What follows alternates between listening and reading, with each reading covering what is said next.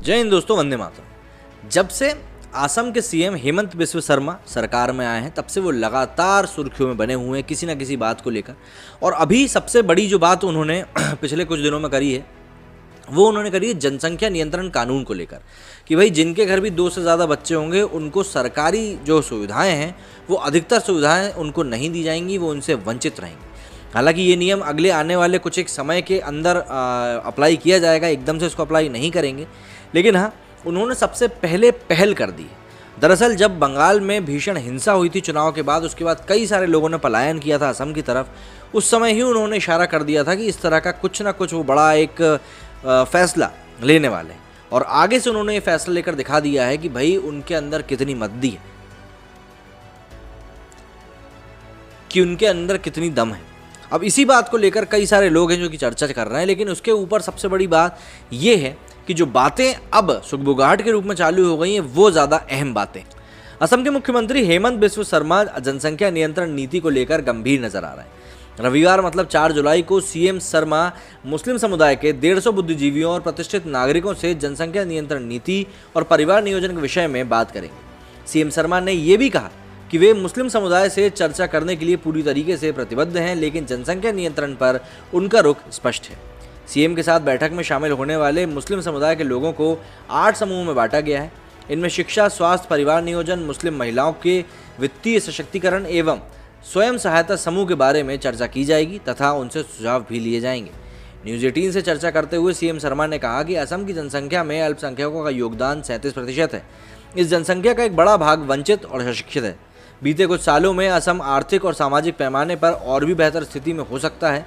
आप महिलाओं को दोष नहीं दे सकते क्योंकि उनके ऊपर परिवार का दबाव रहता है। हालांकि ये समय है कि महिलाएं अपना विरोध दर्ज करें और समाज के तौर पर हम उनके सशक्तिकरण का प्रयास करें। असम के मुख्यमंत्री हेमंत साहब ने जनसंख्या नियंत्रण को लेकर सख्त नजर आ रहे हैं।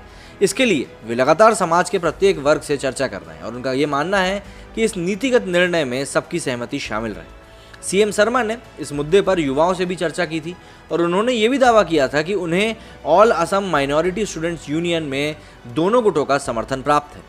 सीएम शर्मा ने कहा कि वे मुस्लिम समुदाय के सशक्तिकरण के लिए प्रयास करते रहेंगे और उनसे लगातार बातचीत होती रहेगी, लेकिन जनसंख्या नियंत्रण नीति और परिवार नियोजन को लेकर उनका प्रतिबद्धता स्पष्ट है।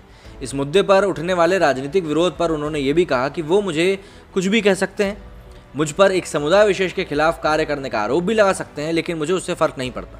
मेरी सरकार ने वही किया जो तार्किक है। मुस्लिम महिलाओं का सशक्तिकरण मेरी सरकार की प्राथमिकताओं में से एक है। हाल ही में मुख्यमंत्री हेमंत बिस्व शर्मा ने असम में राज्य सरकार की योजनाओं का लाभ उठाने के लिए 2 बच्चों की नीति को लागू करने का फैसला किया। घोषणा के अनुसार कर्ज माफी या अन्य सरकारी योजनाओं के लाभ के लिए इस नीति का परिपालन करना अनिवार्य होगा। हालांकि ये भी निर्णय लिया गया कि चाय बागानों में काम करने वाले मजदूर और अनुसूचित जाति एवं जनजाति वर्ग के लोगों पर फिलहाल ये नीति लागू नहीं होगी।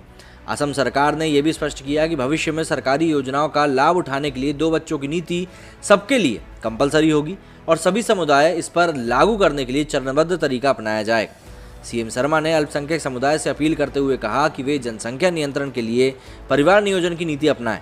उन्होंने कहा कि गरीबी का मुख्य कारण लगातार आबादी का बढ़ना है, लिहाजा समुदाय के सभी प्रतिनिधियों को आगे आकर इस दिशा में सरकार का समर्थन पूरे तरीके से करना चाहिए।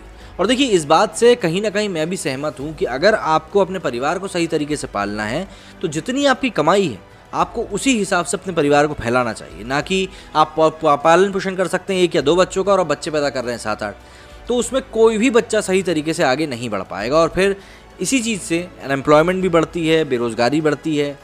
तो आपको ये चीज़ समझनी होगी कि यहाँ पर इस चीज़ की क्या ज़रूरत है और क्या नहीं है। अब आपका क्या कहना है इस पूरे मामले में, मुझे कमेंट करके ज़रूर बताएं। आपकी राय का मुझे इंतज़ार रहेगा क्योंकि आपकी राय बहुत मायने रखती है। मेरे इस वीडियो में फ़िलहाल इतना ही। जय हिंद, जय भारत।